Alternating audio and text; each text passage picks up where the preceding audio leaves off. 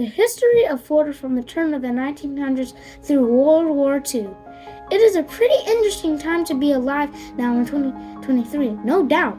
But have you ever wondered what life was like 100 years ago? Or maybe even the beginning of the 20th century? Well, for the United States, things started off pretty well. Part 1. Life in the early 1900s, United States. The United States was the largest agriculture producer in the world in the early 20th century. The U.S. was also the leader in the oil industry and steel manufacturing. The country's economy included agriculture and industry and had become very strong. Entertainment. There were many new forms of entertainment emerging in the early 1900s, like film and vaudeville. Vaudeville theater could include comedians, dancers, and magicians. Baseball became popular. Many people would spend their free time watching or playing.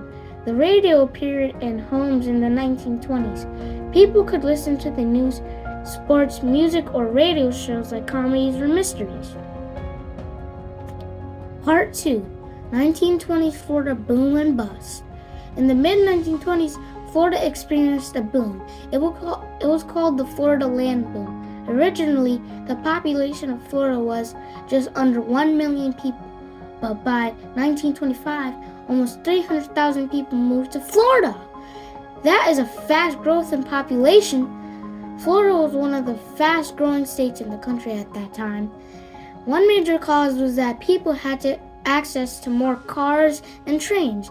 This had the effect of more families visiting for vacations and eventually migrating to Florida. A second reason for the land boom was land speculators selling vacant properties at very cheap prices. The cheap prices were too irresistible, and investment and sellers began making quick money as more people purchased Florida land. Unfortunately, the land boom in Florida was like a bubble or a balloon expanding. It could only grow so large before it bursts. The Florida and land boom only lasted a few years in the 1920s. Two reasons and effects of the land bust are as follows. 1. Land speculators had caused the cost of goods and services to increase too much. People could not afford the cost of living, which means they could not afford food and rent.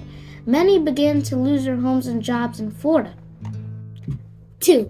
Many businesses had to close because they had fewer customers and less money to pay employees. Development on many projects stopped because companies could not afford to continue. Hotels and communities were abandoned and left unfinished. As depressing as all this sounds, it was nothing compared to what was to come next.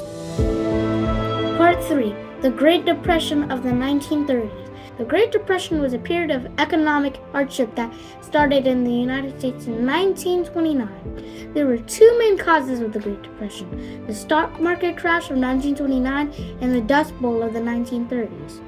Like dominoes, these events caused a chain reaction.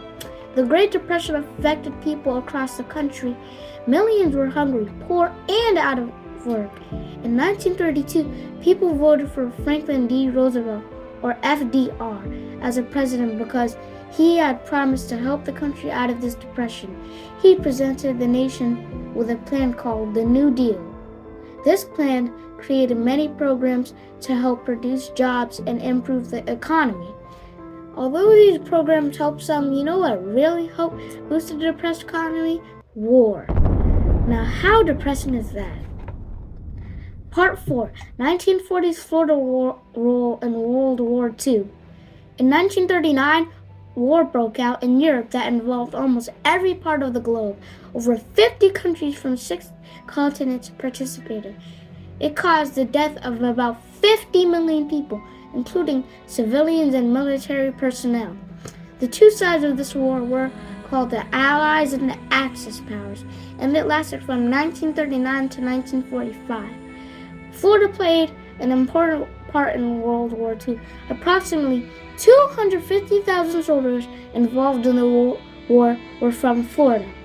Over 200 training bases and military installations were built or expanded across the state.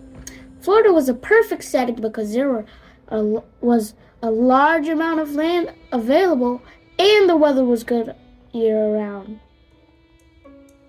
An air patrol called the Mosquito Fleet was set up to protect Florida's coastlines. Volunteer spotters worked along the coast looking out for enemy planes and submarines.